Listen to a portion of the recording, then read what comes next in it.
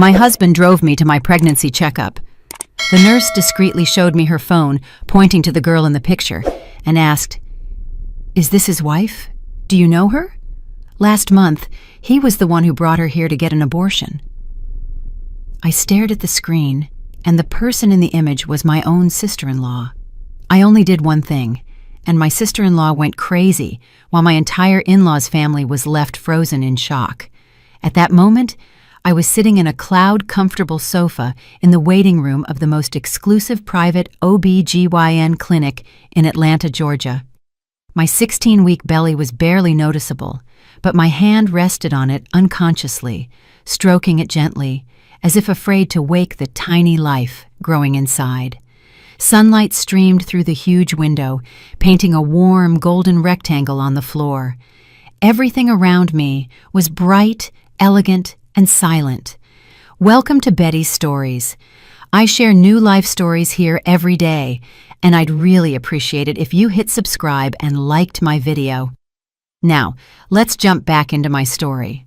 I'm sure you'll love it if you keep listening till the end. At a glance, anyone would say my life was at its best. My husband, Marcus, was at the reception counter, not far away. He wore an impeccable dress shirt and dark slacks. His figure was tall and upright. Every now and then, he would turn to look at me and smile, moving his lips to mouth. "We're almost there." That tender, attentive smile, the same one for years, was enough for any stranger to think how lucky I was to have married such a good man. And in truth, in the eyes of family and friends, Marcus was the ideal man, a good son, hard-working, successful in business, soft-spoken, and he never forgot to buy gifts for both our families. My in-laws considered him their greatest pride. From the moment we started dating until we got married, everything was so perfect that I came to believe it too. Surely fate had smiled on me by giving me such a decent family. He remembered every anniversary, never forgetting the flowers or the cake. If I had a midnight craving, he would drive across the city to find it. Since I got pregnant, his care had intensified. He helped me up and down the stairs. He reminded me to drink milk, and if I had nausea at night, he stayed awake with me, rubbing my back without a single complaint. Even today, when he had an important meeting at the office, he insisted on canceling it to personally bring me to my routine checkup.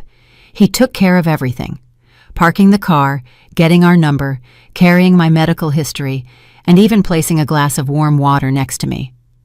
A couple of nurses who passed by looked at me with admiration, whispering amongst themselves, "She's so lucky. Her husband adores her."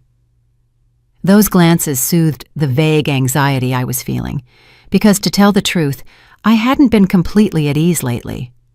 Marcus had been putting in more overtime. He arrived home late, and his phone was always password protected. When he received a call, he usually went out onto the balcony to talk in a low voice. If I asked, he would say it was work stuff, that I shouldn't worry about it because of the pregnancy. I told myself I might be extra sensitive because of the hormones and tried to trust him in that facade of happiness that I myself strove to maintain. I took a sip of water and took a deep breath, telling myself, "Don't overthink it. Keep your spirits up for the baby." The waiting room was filled only with soft music, the echo of footsteps on the tiled floor, and a slight scent of disinfectant. Right at that moment, a woman in her 50s, with her hair pulled back in a neat bun, a white lab coat, and a badge identifying her as Ms. Davis, the nursing supervisor, slowly approached. She gave me a professional smile. "You're Marcus's wife, right? Your husband really babies you. He does everything himself." I smiled with a touch of pride and nodded. "Yes, he worries too much." Ms. Davis looked at me for a couple more seconds with a strange expression in her eyes, a mix of compassion and doubt. She glanced quickly toward the counter. Marcus was still on his phone, paying, oblivious to our conversation. Suddenly, Ms. Davis lowered her voice. "I'm sorry to ask, but is everything okay in your relationship?" My heart skipped a beat. That seemingly casual question fanned the flame of unease burning inside me. I tried to stay calm and forced a restrained smile. "Yes, everything's normal. Is something wrong?" Ms. Davis's smile vanished. She looked back toward the counter to ensure Marcus wasn't returning and quickly took her phone out of her pocket. She slid her finger across the screen and held it out to me. "Do you know the person in this photo?" she asked in a whisper. I looked down. The image showed a hallway in a gynecology ward with a dim yellowish light, but the people were visible with a clarity that chilled my blood. A man was gently supporting a woman as they walked.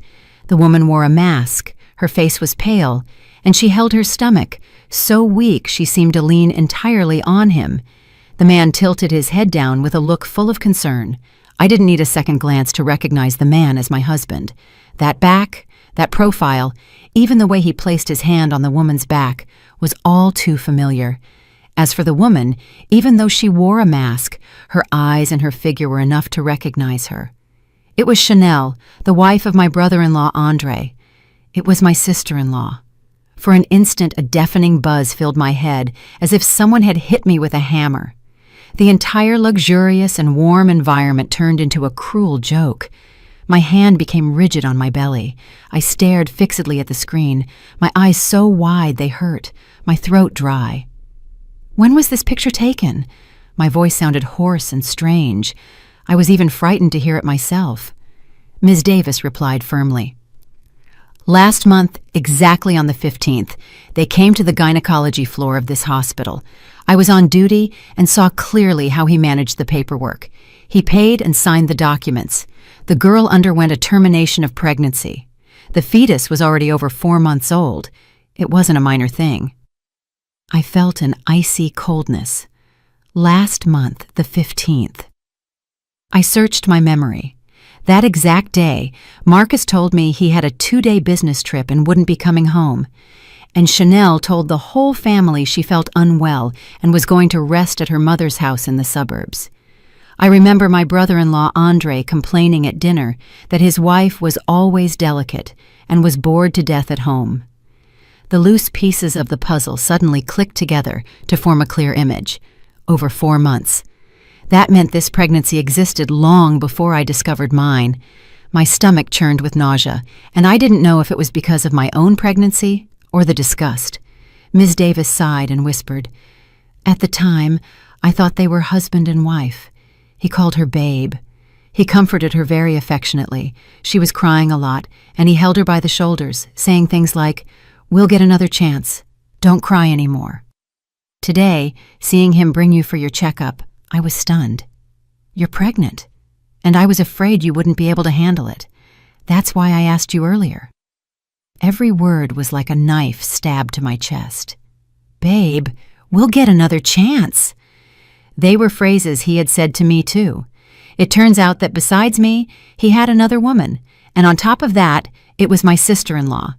It turns out that while I was carefully nurturing my incipient pregnancy, their 4-month-old child was being silently taken to an operating room. Even so, I fought not to break down right there. I bit my lips so hard I tasted blood. I took a deep breath and asked in a near whisper, "Could you send me that photo?" Ms. Davis looked at me. She saw my reddened eyes, but my expression was lucid, and a glimpse of respect appeared in her gaze. She nodded. "Sure, but promise me you won't say I told you. Or I could lose my job. I'm only doing this because I feel sorry for you and for the baby you're carrying." "Yes, I understand. Thank you. Please, send it to me." I quickly took out my phone, opened my text app, and gave her my number. My phone vibrated, confirming I had received the image. At that very instant, from the counter, Marcus turned and walked toward me with a smile, holding up a folder with the payment papers. "All done, honey. Let's go see the doctor." "Okay. Oh, Ms. Davis, you're here too?" he asked, looking at me with the same tenderness as always. If it weren't for that picture, I would still believe it was sincerity. Ms. Davis changed her expression instantly and smiled as if nothing had happened. "Just stopping by to say hello. 16 weeks of pregnancy. You have to take good care of it. Come on in, see the doctor." Marcus nodded, turned to take my hand, and said in a sweet voice, "Let's go, my love. Let's see how our baby is doing today." I let him take my hand and stood up. feeling like I was walking on cotton, that every step was like stepping on broken glass. His hand on my shoulder, which used to be my support, now felt like a cold snake that made my skin crawl. In the consultation, I barely heard what the doctor was saying. The fetus is developing well, no problems. Eat and rest properly. Everything sounded like a distant murmur. I nodded, smiled, and asked a programmed automaton question about the next appointment. It wasn't until we left the clinic and sat in the car, watching the scenery pass by the window, that I felt I was returning to reality. I opened my phone and stared at the photo Ms. Davis had sent me, Marcus holding Chanel, his gaze so tender that even I, his legitimate wife, rarely received it. My chest tightened, but this time, along with the pain, a new cold feeling began to emerge. I slowly turned off the screen and squeezed the phone in my hand. If I had screamed, cried, and made a scene at the clinic right then, people would have said pregnant women exaggerate. Marcus would have simply said it was a misunderstanding, that he was just helping his sister-in-law with some tests, and my entire in-law's family would have sided with him, accusing me of thinking wrong, causing a scandal, and risking the baby. No, I couldn't be that stupid. I turned my head to look at Marcus. He was driving with a serene expression, even humming a song on the radio. He had no idea that the secret he also kept had just been discovered. Inside me, a slow, clear voice resonated. To survive, to protect your child, you have to be lucid, get evidence, and make all of them pay the price. I put my hand on my belly and stroked it. Honey, I'm sorry. As of today, Mommy will no longer be the naive, trusting woman she was before. Mommy is going to be smart. She is going to unmask them step by step. Mommy will teach you how traitors pay. That night, upon arriving home, Marcus maintained his usual affectionate attitude. He opened the door for me, told me to be careful of the step, and ran to the kitchen to heat water to prepare me a glass of milk. Every gesture was so natural that without the photo on my phone, I would still believe this man was the most solid pillar of my life. But now, each of his actions sent chills down my spine. I watched him bend down to plug in the kettle, that straight profile, that broad back I had leaned on so many times, and to think that only a few weeks ago, that same back had been my sister-in-law's refuge while she went to get an abortion. I didn't dare imagine their level of intimacy. Just thinking about it made my chest tight. I sat down with my hand on my belly, my breathing heavy. Marcus brought me the warm glass of milk, placed it in front of me, and knelt down as if to examine my expression. You were at the clinic for a long time today. You must be tired. Drink this to warm up. I nodded, forcing a smile. I accepted the glass, but didn't drink. His gaze seemed a confusing mixture of falsehood, familiarity, pity, and deceit. I no longer knew what was real and what wasn't. I'm fine, I said in a voice so calm it surprised even me. Just a little dizzy. Marcus narrowed his eyes. Do you want me to bring your vitamins? I shook my head and put the glass on the table. No need. I just want to rest for a bit. I got up to go to my room, but as I passed him, I clearly felt his gaze following me, an inquisitive look, as if he were trying to read my thoughts. I quickened my pace, pushed open the bedroom door, and locked it. For the first time in my life, I locked the door while my husband was outside. The sound of the lock was subtle, but surely enough to surprise Marcus. I heard him stop, and then his slow footsteps returned to the living room. He didn't knock on the door. He didn't ask anything. The house fell back into silence. I sat on the edge of the bed, took out my phone, and looked at the photo again. My stomach churned. I zoomed in, focusing on Marcus's look while he held Chanel. I had received that tenderness too, but it turned out it wasn't exclusive to me. It was for anyone who made his heart flutter, even if it was his own brother's wife.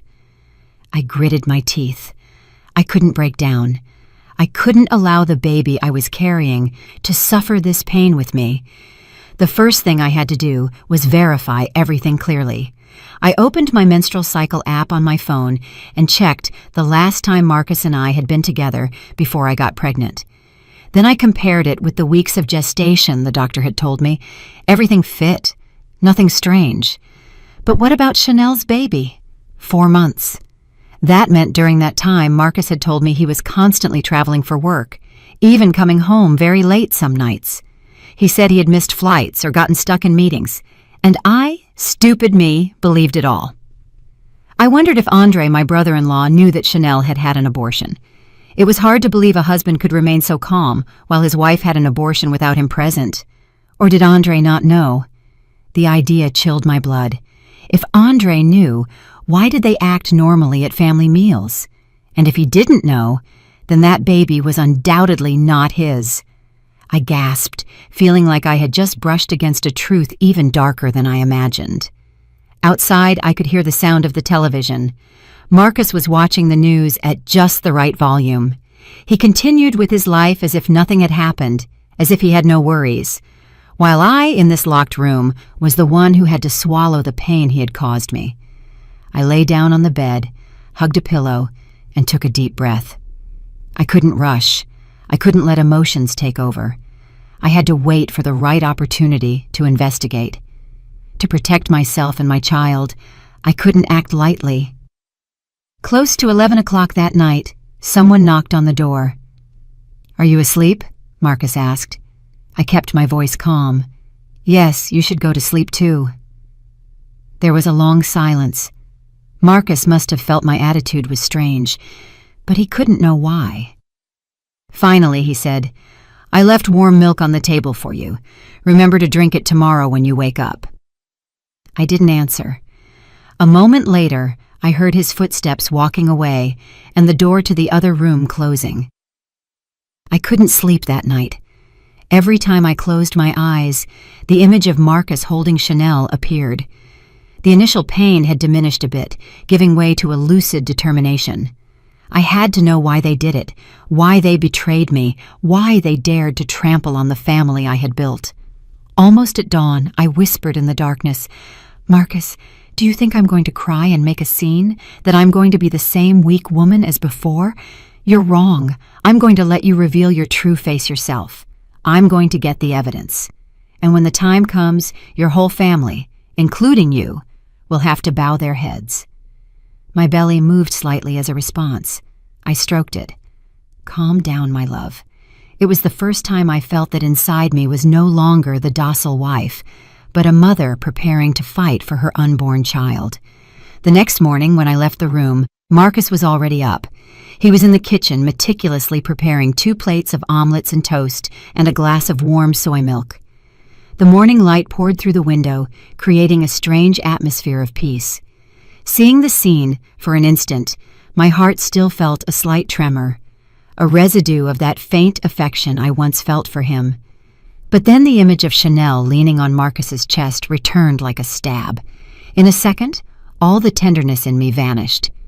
"You're up," Marcus smiled lightly. "I prepared breakfast for Mommy and the baby today." I just nodded without saying anything. Marcus carefully pulled a chair closer, as if afraid I might fall. I sat down, my eyes fixed on the plate but my mind in turmoil. Marcus sat opposite, subtly observing me while he ate. He knew I suspected something, that he sensed my coldness, but he couldn't guess what I already knew, and I wasn't going to reveal it so soon. "Eat up or you'll be hungry," he insisted. I picked up the fork and poked a tiny piece. The taste was the same as always, the taste of the eggs he had prepared for me for years, but now I felt no warmth in my throat. After a few bites, I put down the fork. "I want to go to your parents' house this afternoon. They told me they had an errand today." Marcus stopped for a second and then nodded. "Sure, I'll take you." "No need. I'll take a cab." "What do you mean, no need?" His voice went up half a tone. I looked up and stared at him, trying to appear as calm as possible. "I want to go alone. Besides, I'm tired and I don't feel much like talking." Marcus stared at me intently. It was obvious he felt something strange, but that's what I wanted, for him to feel uneasy, to make his own conjectures, to be afraid. "Are you mad at me for something, right?" he asked gravely. "I'm not mad," I replied softly. "Then why, since last night—" "I'm tired. Don't overthink it." I got up and went to the room to change.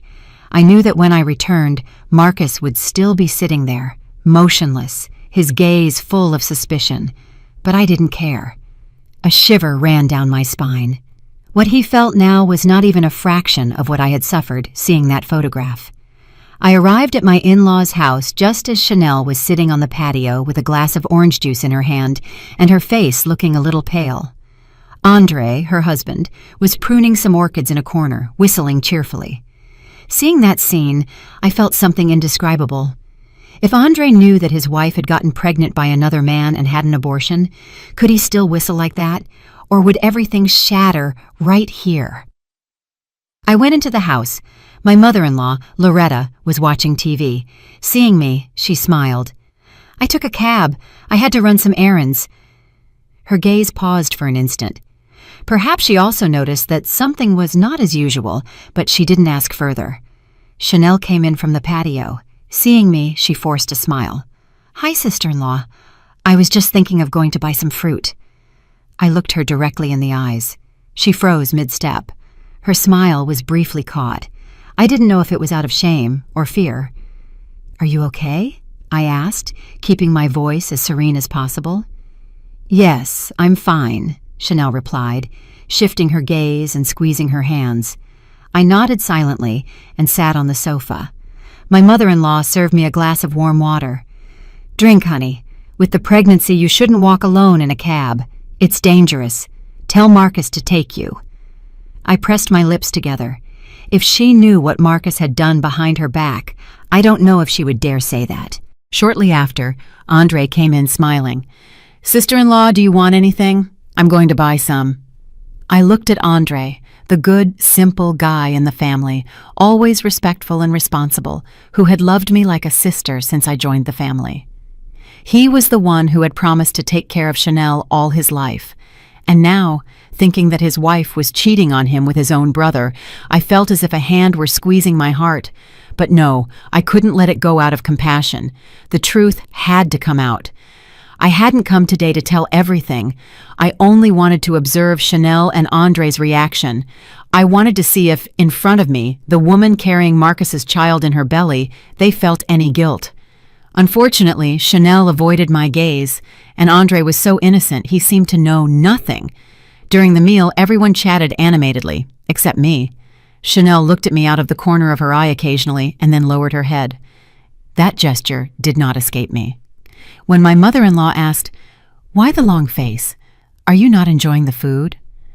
I looked at my plate and smiled faintly. "No, the smell of the food is just bothering me a little." I said that phrase on purpose. Marcus had told me exactly the same thing the day I found out I was pregnant. And now that same sentence chilled my blood as I recalled that 4 months ago, Chanel was also pregnant, and it was very likely that Marcus had comforted her in the same way. Hearing it, Chanel's eyes widened, and the spoon she held trembled in her hand. She quickly looked away. Andre laughed. "My wife was just like you, sister-in-law, when she had morning sickness. She'd smell a little fried garlic and wouldn't stop going in and out of the bathroom." The atmosphere at the table froze for an instant. Chanel lowered her gaze. Her face turned even paler. I, on the other hand, smiled inwardly, a smile that no one but me could understand. In the afternoon, before leaving, I stood in the patio looking at the flowering bougainvillea. Andre came out to see me off. "Sister-in-law, be careful. If you want, I'll drive you back tonight." I turned to look at him. Such a good man didn't deserve to be cheated on by his wife and his brother. "Thank you, Andre," I said, "but I have some things to do." He nodded and went back inside. I stayed a few seconds longer. Through the window, I saw Chanel sitting at the table with a hand instinctively covering her stomach. No one knew that a small life once existed there, silently and painfully eliminated. She looked up and met my gaze. For an instant, her eyes visibly trembled, as if she understood that I already knew something. I slightly inclined my head, looked away, and opened the gate to leave. Each step was heavy, but also filled with determination. They think I don't know anything. They think I'm weak and that I'll stay silent. But this has only just begun. I'll make each one of them bow their heads before me, and for the child I carry in my belly. That night, when I returned home, the living room light was on. Marcus was sitting on the sofa with his hands clasped, looking toward the door as if he had been waiting for me. As soon as I entered, he jumped up and approached with a worried voice. "You've been out all day." He was very nervous. "Why weren't you answering your phone?" I slowly took off my shoes, hung up my purse, and tried to keep my voice calm. "My phone was on silent in my purse. It's normal I didn't hear it." Marcus looked at me, as if searching for something behind my apparent calm. He moved closer, trying to touch my shoulder, but I subtly moved away and went straight to the kitchen for water. I know that gesture left him stunned, but I didn't care. Today, I didn't have the strength to play the role of the docile wife. He followed me. "Are you really mad at me?" I turned around and looked him in the eyes. "I told you I'm not mad, but your attitude, if you want me to be happy, just leave me alone for a while." I interrupted him. "I'm 16 weeks pregnant. I'm tired. I feel unwell. Do you understand?" My words left Marcus speechless. A good while later, he nodded. "Okay, I won't bother you. But if something happens to you, tell me. I worry a lot about you." I didn't answer. Marcus looked at me for a few more seconds, as if he wanted to say something, but swallowed it. He went to his home office and closed the door. I, in the kitchen, grabbed the edge of the counter to keep from losing my balance. Inside me, everything was a whirlwind of sensations. I didn't know how much longer I could pretend, but I knew if I rushed, I would lose. I had to let Marcus make a mistake, and I had to figure out to what extent Chanel was able to keep a secret. Very late that night, I took out my phone and looked at the photo again. The light from the screen illuminated my face in the darkness. My chest hurt again, but I took a deep breath to suppress it. I started checking Marcus's messages list. He had a password. I knew that. But a man's habits are often revealed in moments of distraction. Marcus used to leave his phone near the table or on the nightstand. I started observing that habit. There had to be a way to open it. Nothing can be hidden forever. I lay down, hugging my belly. "Honey, Mommy promises you she won't rush. Mommy will go step by step to protect you." I fell into a heavy sleep. The next day, while peeling fruit in the kitchen, Marcus's phone rang. He was in the shower. The phone vibrated nonstop. The screen lit up, showing an incoming call from a blocked number. I looked at it, and my heart started beating fast. A strange intuition ran down my spine. I picked up the phone and looked at it closely. It was still a blocked number. It wasn't a normal acquaintance because Marcus's contacts always appeared with their name. I let the phone ring. The call was cut off. A few seconds later, a message notification appeared. "Pick up the phone, please. I'm so worried." Just that. No name, no profile picture. I felt like I couldn't breathe. It was clearly not a work message. That tone could only belong to someone scared, someone who feared Marcus wouldn't answer. I heard the shower water stop. In those brief seconds, I tried to open the message, but it asked for a password. I put the phone back exactly where it was, just as Marcus came out of the bathroom, hair wet and a towel over his shoulder. He saw the screen off and didn't suspect anything. He picked up the phone, gave it a quick look, and a shadow of impatience crossed his face. He turned and went out onto the balcony to return the call. My heart sank. I hid behind the kitchen wall. Marcus spoke very softly, but I could still hear a few words. "I told you to calm down. Nothing is wrong. Let me fix it." I had to hold onto a chair to keep from trembling. Fix what? Fix it to hide it from me? To protect Chanel? Or to erase the traces of the abortion? When Marcus came back in, he saw me washing the fruit. He forced a smile. "What are you doing, honey? That was a call from a client." I replied without flinching. I don't care." Marcus froze. His gaze was fixed on me for one more instant. He had surely noticed my change, but he wasn't asking. He didn't dare to ask. That afternoon, while Marcus was out, I went into his home office. I didn't rummage through his things. I only looked at what was in plain sight. A time-off request submitted over a month ago, the 15th, the day of Chanel's abortion. My stomach tightened. I stroked the paper, feeling a mixture of pain and cold. I opened the next drawer, a hospital bill, the same one where Ms. Davis worked. Underneath, a detailed payment for a voluntary termination of pregnancy service. Signed, Marcus. I froze. All my suspicions turned into undeniable truth. It wasn't a misunderstanding. It wasn't my pregnant imagination. Marcus had signed the abortion papers for Chanel. My hands trembled uncontrollably. I had to sit on the bed to keep from falling. A good while later, when I regained my breath, I took out my phone and photographed everything. I saved it in a secure folder with its own password. These were my proofs. What I would use to protect my child. What would bring the truth to light. I was putting the bill back in the drawer when the door opened. Marcus was there. I was startled, but my face instantly regained its calm. Marcus looked at me with a mixture of suspicion and concern. "What are you looking for?" I closed the drawer and said slowly, "I was looking for the sonogram from the other day, but I must have left it on my desk." I looked at him for a long time. A heavy silence settled between us. Then I smiled bitterly. "Ah, well, I must have been mistaken." I left the room, but as I passed him, I felt his gaze fixed on my back. He was starting to get scared, and that was exactly what I wanted. I had to make him feel insecure, make him make mistakes, make him fear losing me. That way, he would reveal everything himself, because this game had only just begun, and I, the woman carrying a small life in her belly, was going to win. After leaving Marcus's office, I went straight to the balcony. I leaned on the railing and took a deep breath. The afternoon air was cooler than usual. The wind caressed my face, helping me think more clearly.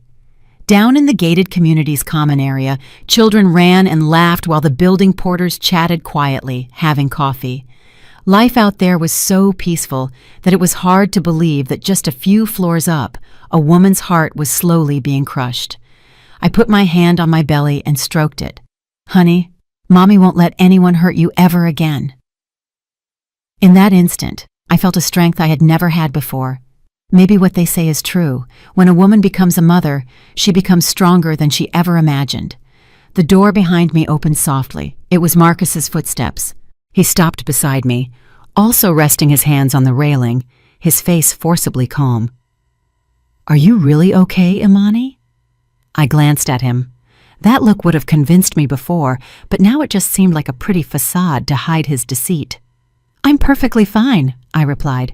"You're acting so weird. You're hiding something from me, aren't you?" I looked away and stared down. "If I were hiding something from you, would you tell me the truth?" Marcus was startled. My question put him on alert. I saw his shoulders tense and his gaze shift. "What are you referring to?" he asked, trying to keep calm. "I'm just asking, nothing more," I replied lightly. Marcus remained silent. A moment later, he forced a laugh. "When you say that, it means there's something. But hey, I trust you'll tell me when you're ready." I didn't answer. I left him immersed in that uncertainty, between trust and suspicion, between worry and doubt. That was what I wanted. That night, I pretended to be sleepy early. Marcus, on the other hand, was restless. He paced the living room, occasionally looking toward my bedroom door. I knew he was nervous, that he feared I knew something and was planning something he couldn't foresee. Around 11 o'clock, as I lay motionless as if in a deep sleep, I heard my bedroom door open, very slowly. Marcus's silhouette was outlined in the doorway, observing me. I kept my eyes closed and my breathing even, pretending not to notice. A few moments later, he crept in. He approached the bed. I felt his hand settle gently on the comforter near my belly, a touch so light that, nonetheless, betrayed his nervousness. Perhaps he feared that if I found out, I would do something that could affect the baby. "Sleep well," he said, in an almost inaudible whisper. I didn't move. He stayed there a few seconds longer, and just as I expected, he turned around and left the room.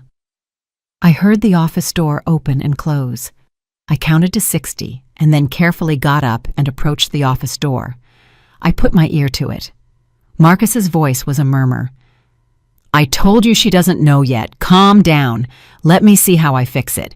If it gets out, I'll be the only one who pays the consequences." Every phrase was a blow to the chest. It was clear he was talking to Chanel, and they were both afraid of something. What intrigued me the most was the phrase, "If it gets out, I'll be the only one who pays the consequences." What was he afraid of being discovered? The abortion or something deeper? I sat on the living room sofa, my heart racing. I couldn't stand idly by. I had to take one more step. Tomorrow, I would talk to Chanel. The next morning, I put on a loose blouse to hide my belly. I tied up my hair and called a cab to go to my in-laws' house. Chanel was alone. Andre had gone to work, and my mother-in-law was at the market. The house was silent. I walked into the kitchen and saw her cutting vegetables. Seeing me, she froze. "Hi, sister-in-law, you're early." "Yes," I said calmly. "I want to talk to you." My words made her almost drop the knife. She placed it on the counter, her face pale. About what, sister-in-law?" I approached the table and sat down. "Sit down. Let's talk for a moment." Chanel swallowed and sat opposite me, her hands trembling on her knees. The silence became heavy. Finally, I broke the ice. "How have you been lately?" Chanel was startled. Her gaze wavered. "Fine. I'm fine." "Are you sure?" "Yes, sure." I looked her straight in the eyes. "Then the baby, the thing from last month, have you gotten over it?" Chanel's body shuddered. Her face turned white as paper. I didn't need to ask anything more. I knew she understood what I was talking about. "Sister-in-law, what do you know?" I didn't reply immediately. I took out my phone, opened the photo Ms. Davis had sent me, and placed it in front of her. Seeing the screen, Chanel froze. Tears welled up in her eyes, but I saw it clearly. They weren't tears of innocence, but of panic at seeing her secret discovered. I said slowly, "Tell me, whose baby was that?" Chanel burst into tears, grabbing her clothes. "Sister-in-law, I beg you, don't tell Andre. I'm begging you."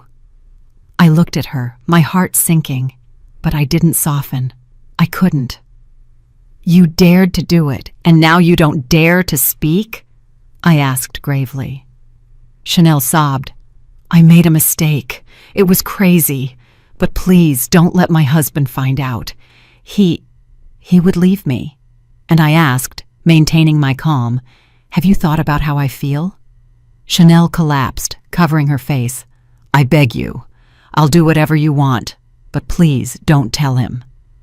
I observed her carefully. Her cowardice didn't anger me as much as the fact that Marcus had betrayed me to protect this woman. I said softly, "I haven't told anyone yet, but I'm not going to let this go. Is there anything else between you and Marcus that I don't know?" My question was like a second stab. Chanel's eyes opened wide. Her lips trembled. "Sister-in-law, Marcus, I pressed her. Chanel squeezed her hands, and between sobs, whispered something that chilled my blood. "Marcus said we couldn't have that baby because you were pregnant." Every word fell like a heavy stone. I felt as if someone had slapped me. At that moment, all my suspicions turned into a horrible truth. Marcus had forced Chanel to have an abortion because I had gotten pregnant first. I jumped up, staggering. Chanel cried inconsolably. "I beg you, don't tell anyone!" But I no longer heard her. In my head, only a cold voice resonated. Marcus had not only betrayed me, he had chosen my child, at the cost of killing another person's child.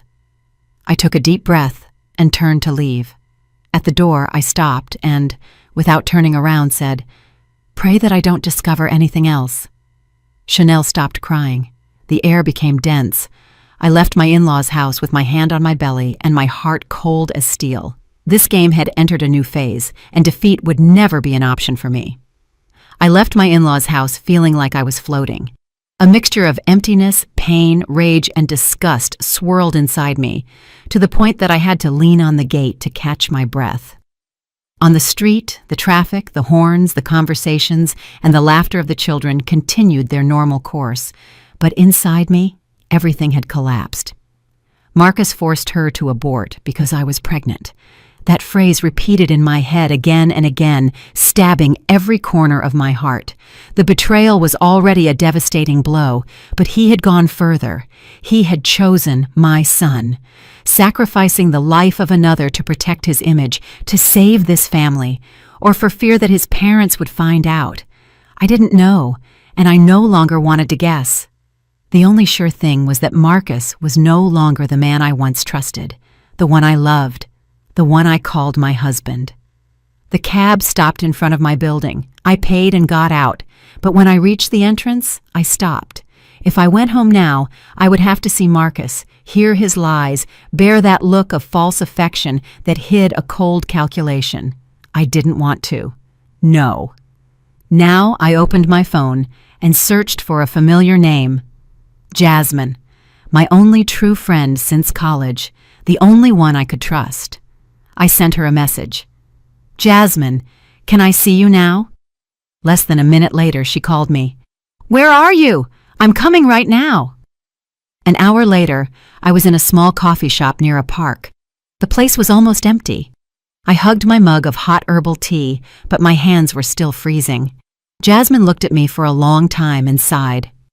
Girl, you're skin and bones. What happened? I didn't speak immediately. I opened my phone and showed her the photo. She looked at it for a second and paled. That's Marcus. And that girl is your sister-in-law. My God. I held back the tears and told her everything. Ms. Davis's photo, Chanel's confession, the abortion bill, the time off request. The more I talked, the more Jasmine's hands trembled. Finally, she hugged me. How have you managed to hold up until now? A man like that doesn't deserve anyone. I looked at her with dry eyes. I don't have any tears left, Jasmine. A while later, she asked, And what are you planning to do? The question made me squeeze the mug tightly. Are you going to keep living with him? I shook my head. I can't leave yet. If I want to protect my son, I have to stay long enough to know the whole truth. If Marcus forced Chanel to abort so that this family wouldn't be exposed, I have to be even more cautious. Someone like that, cornered, is capable of anything. Jasmine looked at me with a mixture of admiration and concern. You're stronger than I thought, but you're alone against his whole family, and you're pregnant on top of that. It's very dangerous. I placed a hand on my belly and closed my eyes. No one is going to hurt this baby. No one. Jasmine was silent for a few seconds and then asked, Do you need my help with anything? I opened my eyes and looked straight at her. Yes, I need you to watch someone. Who? Chanel. Jasmine was surprised. Your sister-in-law? Why? Do you think Chanel is going to be completely honest with me? I asked softly. She's afraid of me, but fear is one thing, and honesty is another. If she's more afraid of Marcus, she'll continue to hide things. I need to know if they're still in contact, if they're seeing each other, if there are more secrets. Jasmine nodded slowly. Understood. I squeezed her hand. You're the only one I trust. I believe Chanel is still in contact with Marcus. The one who called last night was surely her. Jasmine sighed. Lord, that a pregnant woman has to go through this. I forced a bitter smile. It's fine. I endure it for my son. Almost at sunset, I returned home. Opening the door, Marcus was in the kitchen. He saw me and rushed over. Where have you been all day? Why didn't you let me know? I put down my purse and coat. I was with a friend. What friend? Marcus asked, his voice tense. Jasmine. His face visibly relaxed. Perhaps in his world, Jasmine was the type of woman who would never get involved in other people's business, and that reassured him. He offered me a glass of water. Drink. I was worried. Were you still on silent? Yes, I was tired.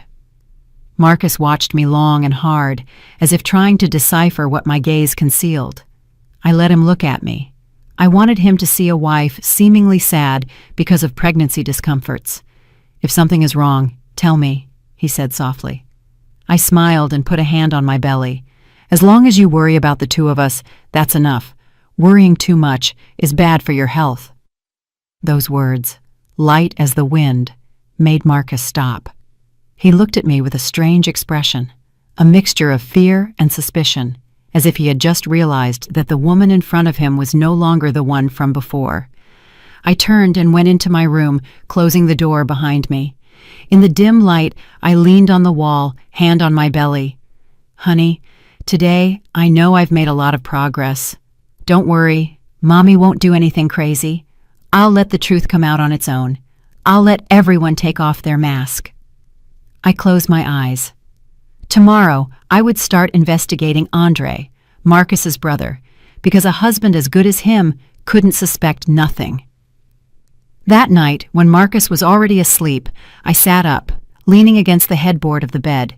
The light from the bedside lamp projected a yellow spot on the wall.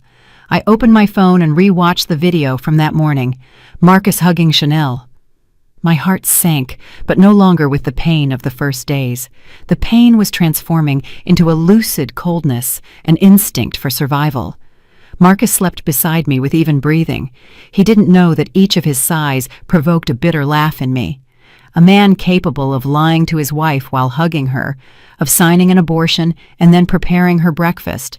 A man like that. I had to be much more careful. I put down my phone and stroked my belly. "Honey, tomorrow, Mommy has to see Andre. I need to know if he suspects anything. And if he suspects and keeps silent, he's not innocent either." The next morning, as soon as Marcus left, I called a cab to go to Andre's office. I didn't tell anyone, not even Jasmine.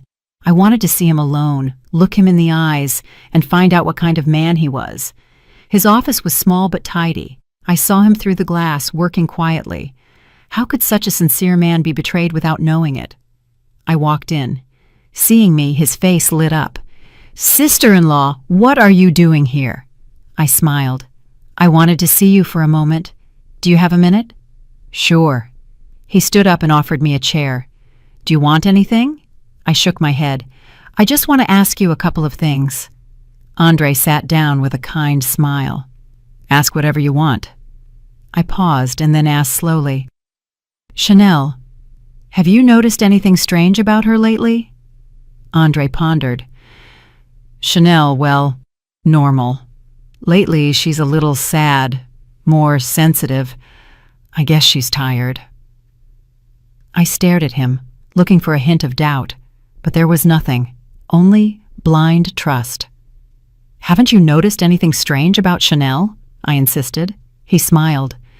"You worry too much, sister-in-law. We're fine. Lately, she goes to her parents' house a lot. I guess her mom misses her." I took a deep breath. Andre didn't know anything. "And when she leaves, you never ask her where she's going?" "Of course I do.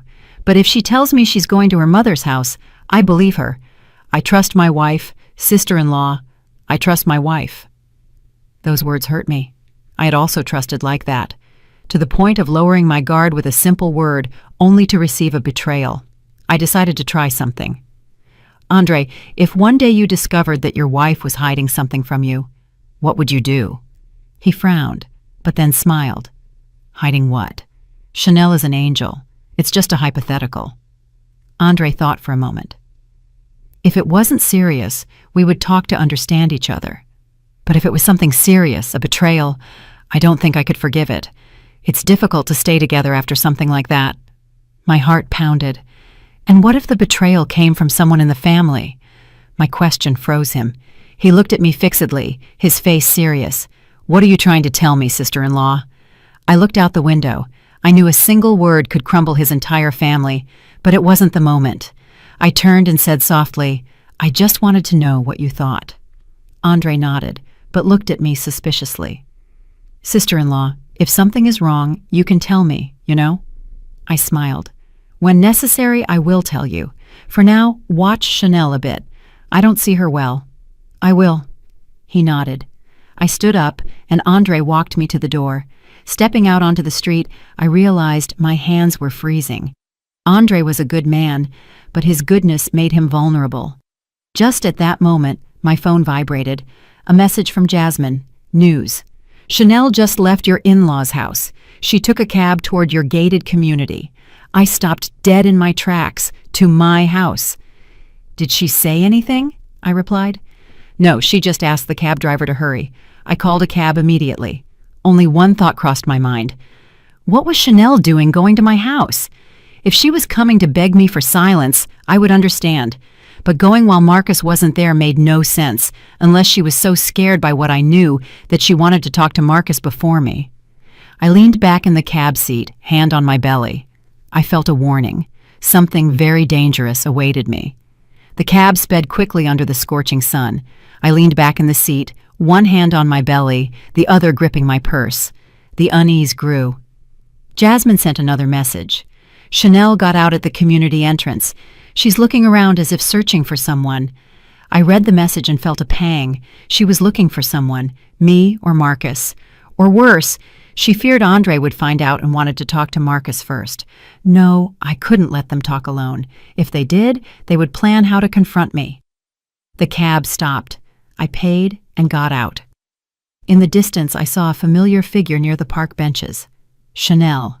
She wore a beige jacket, a cap, and a mask. She looked nervous, looking at her phone and then around her. When she saw no one, she started walking toward my building. I hid behind a column. I had to wait for the right moment. I had to find her before Marcus. She stopped in front of the elevator and waited. I approached slowly. When the doors opened and she went in, I didn't follow. I waited with a coldness I had never felt before.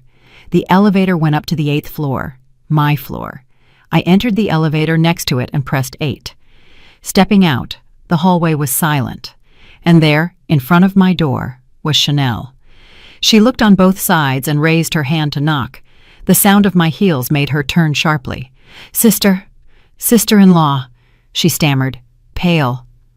I looked at her with a calm that surprised me. "Who are you looking for?" I asked her. Chanel swallowed, forcing a smile. I came to ask you something." "I'm listening." She looked around, fearful, lowered her head, and whispered, "I beg you, don't tell Andre. I'm scared." I opened my front door and said, "Are you going to keep begging in the hallway? Come in. I don't like scenes." Chanel hesitated and then entered. I closed the door but didn't lock it. She stood in the middle of the living room, trembling. "No, I didn't know you were home. You wanted to see Marcus, didn't you?" I asked in a monotonous voice. Chanel stepped back as if I had slapped her. "No, it's not that." "Don't lie," I said bluntly. "Marcus left early today. You couldn't reach him, and you came here, didn't you?" Chanel backed up another step. "Sister-in-law, you misunderstood." "Chanel," I interrupted her. "What are you afraid of? That Andre finds out, or that Marcus leaves you?" She burst into tears instantly. "I'm scared, so scared. Please, don't say anything." I watched her for a long time. In her trembling, there was no love, only fear, guilt, and selfishness. A woman who betrays her husband with her brother-in-law and now cries for fear of losing her status. I said coldly, "You weren't afraid when you had the abortion, when you deceived Andre, when you slept with my husband." Chanel sobbed. "I made a mistake. I got carried away. I couldn't stop." "Who forced you?" I asked. Chanel fell silent. I walked closer to her. "You told me Marcus forced you to abort because I was pregnant, right?" Chanel trembled, covering her face. "Don't ask me anything more, please. I'm scared." "Scared?" I smiled. "Then all the more reason you have to talk." She bit her lip until it bled, and between sobs said something that chilled my blood. "Marcus said that if I had the baby, he would lose everything, and that you would also be in danger." I froze. I heard it clearly. "Danger. Explain yourself," I repeated. Chanel shook her head. "I don't know. He just said you couldn't find out because of the pregnancy, that it would affect you and the baby." I squeezed the edge of the table so hard my nails hurt. A man who hides infidelity and forces his mistress to abort is already despicable, but one who uses the life of his wife and son to justify his actions is not despicable. It's terrifying. I asked, word for word. "What else are you hiding from me?" Chanel cried harder. "No, I don't dare to say it. If I talk, I'm afraid he'll do something. He told me to keep quiet, or you would suffer too." I looked at her. If Chanel truly believed Marcus could hurt me, what had he told her? What had he threatened her with? To what extent did she fear that I knew everything? I said calmly, "If you don't talk, I'll find out anyway, but if you're honest now, I won't leave you alone." Chanel opened her eyes. "One thing, sister-in-law. Marcus, did he ever tell you he wanted to break up with you?" Chanel fell silent, and that silence was all the confirmation I needed. I took a deep breath with a bitter understanding. Marcus wanted to maintain his image as a good husband, get rid of Chanel, and prevent everything from coming to light. That's why he forced her to abort. Someone like that was capable of anything. Suddenly, the door opened. I turned abruptly. Marcus was in the doorway with his keys in his hand, pale as a ghost. Chanel jumped up. I looked at my husband without blinking. In that instant, the air froze, and I knew the moment for a direct confrontation had arrived. The moment the door opened, Marcus froze, his face pale and terrified. His gaze darted from me to Chanel like a thief caught red-handed. Chanel jumped up and stammered, "Marcus, Sister-in-law." Marcus raised a hand, his voice stuck in his throat. "What? What are you doing here?" The question wasn't for me, his pregnant wife, but for her. That single sentence was enough for me to see my place in his world. Chanel lowered her head. "I just came to talk to your wife, to ask her not to tell Andre anything." I crossed my arms, leaning on the table, without taking my eyes off Marcus. He swallowed, trying to regain his composure. "Go home," he told Chanel. "I'll fix this." Chanel burst into tears. "I'm scared. Don't abandon me, please." I smiled bitterly. "She hasn't even finished talking, and you're already throwing her out. Are you afraid I'll hear something, Marcus?" He turned to me, genuinely scared, not of my pain, but because I knew too much. "You misunderstood. Let me explain." "Stay where you are," I said, with a low but firm voice that made even Chanel look at me terrified. I took a deep breath, hand on my belly. I couldn't let my emotions get the better of me. I looked at Marcus. "Ask yourself what you're afraid of. That I know you're sleeping with my sister-in-law, or that you forced her to have an abortion?" His face contorted. "Who told you that?" "I have eyes," I replied, "and a phone, the abortion bill, and your time-off request from the 15th. Do you need me to continue?" Marcus held his breath. Chanel cried louder. "I'm sorry, sister-in-law. It was my fault, but I was no longer looking at her. My attention was on the man who once swore to protect me. Tell me, Marcus, why did you force her to abort?" Marcus opened his mouth, but no sound came out. I saw his shoulders tremble. A remorseful man would have confessed instantly, but he was afraid because he hadn't just made a mistake. He had been calculating. Finally, he put a hand to his forehead. "I didn't want everything to be destroyed." "Destroyed?" I laughed.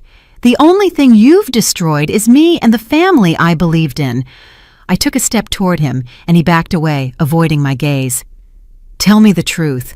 Who do you love more, me, her, or yourself above all else?" Chanel suddenly knelt. "Please, don't leave him. He said he didn't want you to find out because it would hurt you, because of the pregnancy." I turned to her. "And when you aborted, did you think I was pregnant?" Chanel was choked by her tears, but what chilled me was what Marcus said next.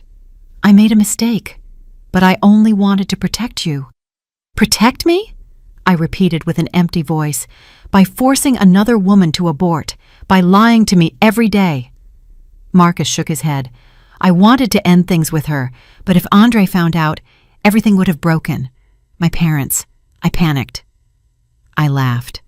A laugh without tears. "You were afraid of disappointing your parents, of your family being exposed, and the other person's son, that baby. Didn't that scare you?" Marcus fell silent, his fists clenched. I looked at him for a long time, and then said in a soft voice, one that echoed throughout the room, "Marcus, an unfaithful man can be forgiven. A traitor, too, but a man who forces a child to die to save his own honor, I paused, can never be my husband again. Marcus looked up with red eyes. Don't say that, please. I shook my head. I'm not divorcing yet. I'm just getting my son away from this toxic environment. Let it be clear, from today on, I am no longer your naive wife, and you are no longer my support. You are just the father of the baby I'm carrying, nothing more. Marcus staggered. Chanel remained kneeling, crying, and I, between them, felt my heart frozen. I opened the door and pointed outside. Chanel, go and don't enter my house again without permission. And you, Marcus, we'll talk when I'm ready, not today.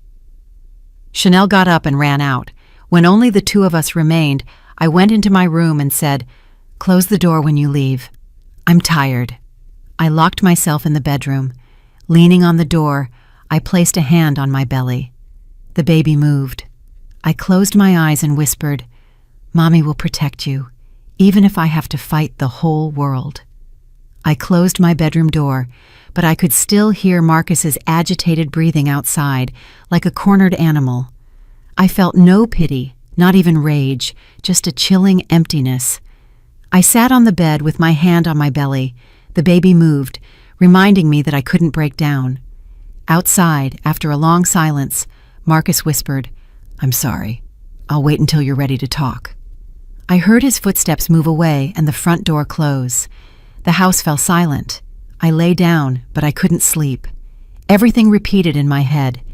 Marcus's fear, Chanel's trembling, and the cruel truth that both had used a child's life to protect their false peace. My parents taught me that those who do wrong pay for it. And today, I had seen the opposite. The guilty ones trying to bury the truth, and the most hurt one was the only innocent. I hugged my belly. "Honey, from now on, I only have you." An hour later, I went out. Marcus was gone. In the kitchen, the glass of water he had prepared for me was cold, just like my feelings for him. I drank some water. To protect ourselves, I had to think long term. I couldn't rush. If I made a scene now, the only one harmed would be me. Marcus's family would blame me. I had to let him expose himself. I called Jasmine. "Are you okay? I'm coming over right now." "Don't come," I replied with surprising calm. "I don't want anyone to see me like this." "You're trembling, aren't you? I hear you breathe." I took a deep breath. "I'm fine, but I need you to help me with something." "With what?" "Help me prepare an exit." There was a silence. "Are you planning to divorce?" I smiled bitterly. "Not yet, but I won't live with a man like that forever. Are you going to leave?" "No. If I leave now, I lose everything. I need to prepare myself." "What do you need?" Jasmine asked seriously. "A small rental apartment near the hospital with nice landlords, just to have a place to go if I need it." "I'll take care of it, but promise me you won't do anything to put yourself in danger. Do it for your son." "I live for my son. I don't live for anyone else anymore," I replied. That afternoon, Marcus returned home with a drawn face. He stood at my bedroom door. "Are you feeling better?" "I'm not sick," I replied without looking at him. "I don't know what to say. I made a mistake." I looked up. "What are you afraid I think? That you're unfaithful? That you forced your mistress to abort? Or that you used a baby's life to save your reputation?" Marcus trembled. "I didn't want it to happen." "Shut up." My voice wasn't loud, but it made him step back. I stood up. We were no longer husband and wife, but two strangers. "Marcus, from now on, we will live under the same roof, but only so that I can prepare myself. You will do what I tell you, without question. Understood?" "What are you going to do?" "Protect my son. Don't ask any more." Marcus bowed his head in defeat. I went into my room. "Don't sleep here tonight. I'm tired." He stood still for a long time and then went to the living room. I closed the door. The afternoon light flooded the room. I stroked my belly. "Honey, a lot is coming, but Mommy will be calm. Mommy will let everyone show their true face. I will protect you with everything I have." Outside, I heard Marcus's muffled sobs, but I no longer had tears. His happy days were over. The next morning I woke up in a sunny room. Outside the birds were singing, but my heart didn't feel that peace. I stroked my belly and felt a gentle kick. It calmed me. I left the room. Marcus was sleeping on the sofa with swollen eyes. He woke up when he saw me. "You're up. I'll make you milk." I crossed my arms. "No need. I can do it myself." He got up awkwardly. "Are you still angry?" "It's no longer anger. It's a lack of trust," I replied. Marcus was speechless and stepped aside to let me pass. I ate breakfast in silence, not out of hunger, but to regain strength. I needed to be lucid. When I was leaving, Marcus said, "I'll take you." "No need. I want to go alone." He understood that I no longer wanted him to be part of my life. At work, everyone greeted me, thinking I was the happy pregnant woman. No one knew the darkness that surrounded me. Jasmine took me aside. "How are you? You look very pale." "I'm fine," I smiled. "Did you find the apartment?" "Yes." She showed me the photos. "It's clean. The landlords are charming, and it's 10 minutes from the hospital. Whenever you want, we'll move." "Thank you, Jasmine." I squeezed her hand. "But not yet. I have to wait for the right moment." "You're stronger than I thought." "I'm not strong. It's just that I no longer have the right to be weak." At noon, I received a message from Andre. "Sister-in-law, are you coming over for lunch? I wanted to stop by and see you." My brother-in-law's innocence hurt me. If only he knew the truth. "I'm busy. I'll stop by this weekend to bring your mother some things, and I'll see you there, okay?" "Okay, sister-in-law," he replied, full of confidence. The time had come for the family to start seeing the cracks. I wouldn't say anything. I would let them see the strangeness themselves. A distant pregnant woman, a terrified husband, a sister-in-law avoiding glances. The pieces would fall into place alone. That afternoon, when I got home, my mother-in-law was sitting in the living room, looking at me with concern. "What's wrong, honey?" "Marcus called me saying you're very upset, that you won't stop crying." I froze. Marcus, unable to bear the pressure, had gone to tell his mother. He came out of the kitchen with the face of a scared child. "Mom, talk downstairs. Don't upset her." I looked at him coldly. "Since when do you have the right to tell your family about our problems?" Marcus turned purple. My mother-in-law was pale. "Honey, what's wrong? Did you argue?" I looked at Marcus. My gaze was enough for him to understand that if he crossed the line, I would sink him. He lowered his head. With a soft but calculated voice, I told my mother-in-law, "Mom, I'm pregnant. My hormones are going crazy. I need space for myself and the baby." My mother-in-law breathed a sigh of relief. "Ah, the pregnancy, of course. But don't be mad at Marcus. He loves you very much." I smiled. "I know." With a simple phrase, I had cornered Marcus. Now, any complaint from him would be interpreted as him upsetting me, and I had the perfect excuse to control the situation. When my mother-in-law left, Marcus approached. "Thank you." "Don't be mistaken," I cut him off. "I'm not protecting you. I'm just waiting for the right time." He remained silent. His panic grew every day. I went into my room. "See, honey?" I whispered to my belly. "Your father is trembling with fear, but Mommy isn't. Mommy will organize everything so that the truth comes out, and then no one will be able to save him." The following weeks were of a tense calm. We lived together, but in different worlds. He tried to approach me, but I maintained an insurmountable distance. Chanel disappeared. She didn't even dare to step foot in the house, but that silence only confirmed that the storm was about to break. One Saturday afternoon, Andre called me. His voice was trembling. "Sister-in-law, can you come over? I need to see you urgently." I knew something had happened. "Is it about Chanel?" I asked. "I found out that a few months ago she said she was going to her parents' house, but she didn't go. She lied to me." "Meet me at the coffee shop next to your house," I told him. Andre was waiting for me with red eyes. "Sister-in-law, you know something. Tell me, please." He showed me the messages with his mother-in-law, who denied that Chanel had been there. "Where was she, sister-in-law?" I took a deep breath. "Andre, I'm sorry, but you have to know the truth." Last month, Chanel went to the gynecology clinic with a man to terminate the pregnancy. Andre paled. Whose was it? Who went with her? I looked at him directly. Marcus. Andre reeled back as if he had been punched. No, it can't be. My brother and Chanel. I put my hand on his shoulder. I didn't believe it either, but I have proof. Photos, witnesses. Andre covered his face and burst into tears like a child.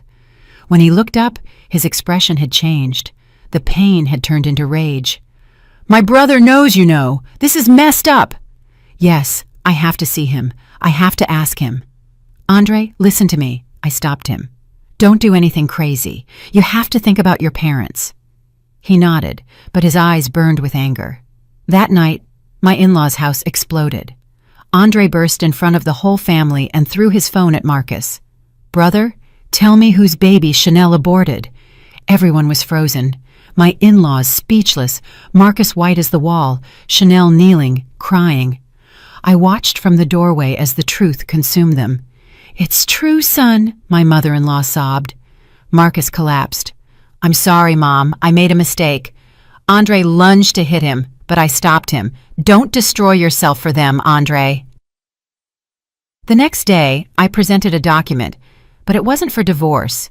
It was a request for legal separation during the pregnancy and to move back to my mother's house. I left it on the table for Marcus. Are you going to leave me? He asked desperately. I'm not divorcing yet. I'm just getting my son away from this toxic environment. Please don't go. I'll change. It's too late, Marcus. I don't want my son to grow up with a father who sacrifices a child to save himself. When I arrived at my mother's house, she hugged me. Welcome home, honey. No one will make you cry here. I leaned my head on her shoulder, and for the first time, I cried for real, not out of pain, but relief. Months later, I gave birth to a beautiful baby boy. Holding him in my arms, I knew that my life would never again be broken by any man. Marcus wanted to visit us, but I didn't allow it. I only sent him a message. If you truly love your son, become a man he won't have to be ashamed of. Andre divorced Chanel. Marcus's family sank into silence. No one dared to blame me. They knew that what had been destroyed was not my marriage, but their own morality. And I went back to living, stronger and in peace. I watched my son sleep and smiled. Honey, Mommy doesn't hate anyone anymore. Karma exists. We just have to live with decency and protect each other. I kissed him on the forehead. Outside, the morning sun shone. A new life had begun. This story, seemingly calm, hid a secret that caused an entire family to implode. A simple photograph in a hospital unveiled a truth that no one expected. In the end, I realized that in a marriage, there are no secrets that last forever. The harder one tries to hide something, the more painful the day everything explodes. Everyone reaps what they sow. I'm really glad you're here and that I could share my story with you. If you liked it, show me by liking the video and subscribing to my channel. Let's see how many of us there are. Write in the comments which city you're watching from and what time it is. I'm so curious to know where all you wonderful people are tuning in from. If you want to support me a little extra, you can also send a small donation.